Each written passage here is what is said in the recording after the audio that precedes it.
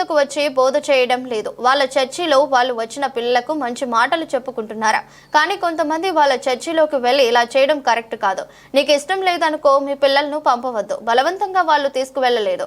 ఇలా అయితే ఈ దేశంలో చాలా క్రిస్టియన్ స్కూల్స్ మరియు కళాశాలలు ఉన్నాయి. అది కాక గొప్ప గొప్ప నాయకులందరూ కూడా ఇలాంటి క్రిస్టియన్ కళాశాలలో చదువుకున్నారు. ఉదాహరణకు గౌరవనీయులైన మాజీ ముఖ్యమంత్రి వర్యులు మన ఎన్టీ రామారావు గారు గుంటూరు క్రిస్టియన్ కళాశాలలోనే చదువుకున్నారన్నారు. మంచి మాటలు చెప్తానంటే వచ్చారు. అర్థమవుతుందా? మనకు దేవుడు లేడా? జై శ్రీరామ్ చెప్పండి. ఇక్కడ హిందువులు ఎంతమంది ఉన్నారో చెప్పండి. జై శ్రీరామ్ చెప్పండి. వీళ్ళంతా హిందూ పిల్లలే. అవునండి, మీకు కాదంటలేదు. అంటే ఇక్కడ చెప్పిన తర్వాత యేసు బైబుల్ ఏముందో మంచి నడవాలి, అబద్ధాలు ఆడకూడదు. మాకు బైబిల్ నేర్పించొద్దండి. బైబిల్లో చాలా ఉన్నాయి, బైబిల్లో చాలా బూతులు ఉన్నాయి. ఆ బూతులన్నీ తీస్తే మేము ఇక్కడ ఉండక్కర్లేదు. అవన్నీ వద్దండి. మా ధర్మం మాకుంది, మీరు నేర్పించక్కర్లేదు. మాకు అక్కడ పక్కనే ఆంజనేయ గుళ్ళో జరుగుతున్నాయి, వివేకానంద గుళ్ళో జరుగుతున్నాయి సమ్మర్ క్లాసెస్. మేము నేర్పించుకుంటున్నాం. మీరు ఇంగ్లీష్ లో చెప్పిన అదే మేము వెళ్ళి చెప్తాం. మేము ఇప్పుడు మీరు ఖాళీగా ఉండి ఇంక దీని మీద వచ్చి ఆదాయంతో బతుకుతూ ప్రతి ఇంటికి వెళ్ళి చెప్తున్నారని మేము అదే పని మీద వెళ్ళలేం కదా. మీకు ఆదాయం వస్తుంది దీని మీద. దశమ భాగాలు వస్తున్నాయి, వచ్చిన వాళ్ళు ఇస్తారమ్మా. 10 మందిని మార్చుకుంటే ఆ 10 మంది వచ్చి దశమ భాగం ఇస్తారు. అదే మాకు బతుకుతారు ఇక్కడ పాస్టర్లకి.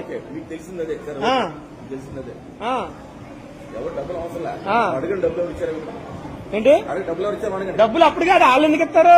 ఫస్ట్ వీళ్ళు మార్చాలి, తర్వాత తరాన్ని మీరు తయారు చేస్తున్నారు. మీరు తర్వాత తయారు చేస్తున్నారు. మీరు హిందూ పిల్లల్ని తీసుకొచ్చి యేసుప్రభు పాట పాడించాల్సిన పని ఏంటండి మీకు? మంచి మాటలు చెప్తలేదు మీరు. యేసుప్రభు పాట పాడంతో నేను వీడియో తీసాను, నా దగ్గర ఉంది. ఎందుకు వస్తారమ్మా? ఎందుకు వస్తారు? మీది ఎక్కడమ్మా? మీ దేవురు ఇక్కడ ఇది మీది.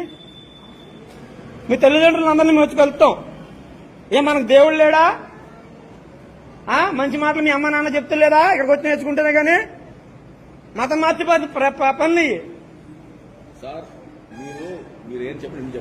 ఇక్కడ పిల్లలు వాళ్ళకేం తెలుసు, వాళ్ళు పిలిచి పంపితే వచ్చారు. పంపితే వచ్చారు కదా, మేము వాళ్ళకి చెడు మాట చెప్పట్లేదు. ఇక్కడ చెడు మాటలు చెప్పొద్దండి. మీరు చెప్పొద్దండి. మీరు చెప్పడం ఏంటి? మంచి మాటలు చెప్పినా బోల్డ్ సంఘాలు ఉన్నాయి, హిందూ సంఘాలు ఉన్నాయి, గుళ్ళు ఉన్నాయి, అందరూ ఉన్నారు, చెప్తారు. మీరు వచ్చి ఇక్కడ యేసుప్రభు పాటలు పాడేస్తున్నారు మీరు. సరే సరే సరే సరే పాడతారు. చర్చిలో మరి చర్చిలోకి ఎందుకు పిలిపించాలి? అయితే మతం మాత్రం పిలిచారా? చర్చిలో పిలిపించి మీరు మరి ఎందుకు? మీరు చర్చిలో అయ్యే చెప్తానంటున్నారు కదా. మీరు చర్చిలోకి అయ్యే చెప్తానంటున్నారు కదా. మీరు ఇష్టపడద్దు. వాళ్ళకి తెలియదండి. వాళ్ళకేం తెలుసు? ఆ వయసులో ఇష్టపడినాక ఇష్టపడకపోవడానికి ఆ వయసు పిల్లలకి ఏం తెలుసు అండి? ఇంట్లో అంటే మంచి చెప్తారని పంపుతారు. మీరు ఇక్కడ చెప్పేది అంటే మాకు తెలుసు, వాళ్ళకి తెలియదు. అమ్మాయికి తల్లిదండ్రులకి మాకు తెలుసు కాబట్టి నేను వచ్చి కోచింగ్ చేస్తున్నాను. ఇక్కడ ఏం జరుగుతుందో నాకు తెలుసు కాబట్టి నేను కోచింగ్ చేస్తున్నాను. తెలియదండి. ఇవాళ అమాయకులనే మీరు మార్చేది. ఎందుకు లేరండి? ఉన్నారు కాబట్టి మీరు ఎంతమందిని మాత్రం మారుతున్నారు.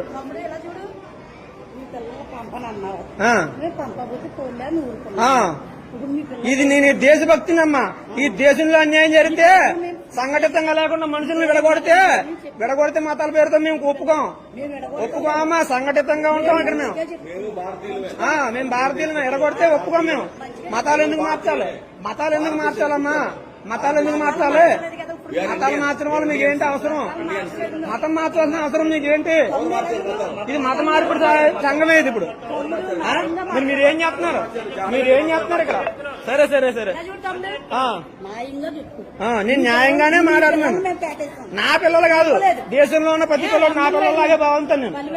దేశంలో ఉన్న ప్రతి ఒక్కళ్ళు నా పిల్లల్లాగే బాగుంటాను నేను. నా పిల్లలు కాదమ్మా, నా పక్కింటి వాళ్ళ పిల్లలు పిలిచిన అలాగే ఫీల్ అవుతాను. నా పక్కింటి వాళ్ళ పిల్లలు పిలిచిన అలాగే ఫీల్ అవుతానమ్మా. నేను ఇంటి దగ్గర లేనండి.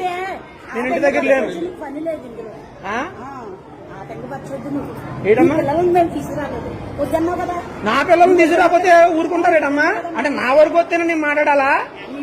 మంచి కాదా, మంచి చెడ్డ కాదా, మంచిగా చెడ్డ అది మాట్లాడతాను అంతే. నా వరకు వచ్చినా రాపోయినా అలాగే మాట్లాడతాను. నా దేశం వస్తే ఏం మాట్లాడాలి? నా తెలిసిన పిల్లలు మా దగ్గర ఉన్నారు. మా దగ్గర తాగుతున్న బిడ్డలు ఉన్నారు. చెప్పండి వెళ్ళి అంటే చిన్న పిల్లలు మా పిల్లలు అంటే భయంకరంగా చెడిపోయిన పిల్లలు చాలా మంది ఉన్నారు బయట. ఎవరి పిల్లలు? చాలా మరి అందరి పిల్లలు మీ పిల్లలు అందరి పిల్లలు మీ పిల్లలు చెప్పండి. తాగుబోతు పిల్లలు అటు ఇటు తిరుగుతున్నారు. వాళ్ళు వస్తారు, వాళ్ళు తెలిసినప్పుడు వాళ్ళు వస్తారండి. ఇక్కడ నేను చూపిస్తా. మీరు వాళ్ళకి చెప్పపోయారా మరి వీళ్ళని తీసుకొచ్చి కూర్చోబెట్టారు? ఆ తాగుబోతు పిల్లల్ని తీసుకొచ్చి కూర్చోబెట్టపోయారా? ఈ పిల్లల్ని ఎందుకు తీసుకొచ్చి కూర్చోబెట్టారు? చాలా మంది ఉన్నారు. ఆ తాగుబోతు పిల్లల్ని మీరు ఎందుకు తీసుకొచ్చి కూర్చోబెట్టలేదు? తాగుబోతులు మారని చెప్తారు. తాగుబోతులు చాలా మంది మారారు, అన్ని చూస్తున్నాం కానీ ఎంత మంది తాగుబోతులు మారారో మేము రోజు చూస్తానే ఉంటున్నాం. మారిన తాగుబోతులు అందరినీ మొన్నటిదాకా బాగా చూసాం. కార్యక్రమంలోనికి మన భారతీయులే అందరూ మన సహోదరులే. మన సహోదరులు ఒక మంచి విషయాన్ని నేర్చుకుంటూ ఉంటే మరి ఒక సహోదరుడు మరి అతన్ని ఏమనాలో మీరు చూసే ఉంటారు. దాదాపు అందరూ కూడాను అగంతకుడు అనాలా, లేకపోతే దుండగుడు అనాలా, లేకపోతే ఒక మతోన్మాది అనాలా అనేది మీరే డిసైడ్ చేసుకోండి.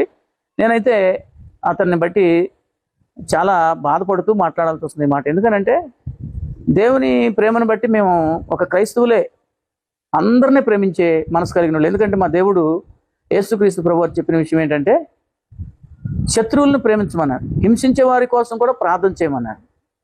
హింసించే వారి కోసం ప్రార్థన చేయండి, మీ శత్రువుల్ని ప్రేమించండి అని చెప్పిన మాట మాకు చాలా ప్రాముఖ్యమైనది. యేసు ప్రభువు వారు ఏం చెప్పారో అదే పాటిస్తూ ఉంటున్నాం. సరిగదా అని చెప్పేసి మన భారతదేశంలో ఉన్నటువంటి రాజ్యాంగ విధానాన్ని బట్టి ఎప్పుడూ సమాధానంగా ఉన్నారు. ఎవరికి ఇష్టమైన దైవాన్ని వారు కొలుచుకుంటున్నారు, ఆరాధించుకుంటున్నారు, పూజ చేసుకుంటున్నారు.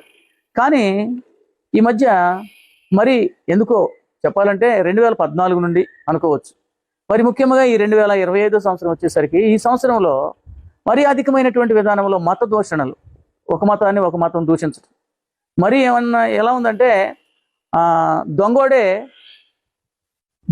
ఏం చేస్తున్నాడంటే దొంగ అని అరుస్తున్నట్టుగా అనిపిస్తుంది. ఎందుకనంటే బాధ పెట్టేవారే ఇప్పుడు యేసుక్రీస్తు ప్రభువు చెప్పిన సూత్రాలు పాటించేది క్రైస్తవులు. శత్రువులు ప్రేమించండి, మిమ్మల్ని హింసించే వారి కోసం కూడా ప్రార్థన చేయమని చెప్తున్న ప్రభువు మాటను బట్టి మేము దేశం కోసం కూడా దేవుని వాక్యం చెబుతుంది ఏంటంటే మనం సంపూర్ణ భక్తియు మాన్యతయు కలిగి సుఖముగాను నెమ్మదిగాను బ్రతుకు నిమిత్తము మనుషులందరి కోసం, రాజుల కోసం, అధికారుల కోసం ప్రార్థన, విజ్ఞాపనలు, కృతజ్ఞతాస్తుతులు సమర్పించాలని దేవుని వాక్యం సెలవిస్తుంది.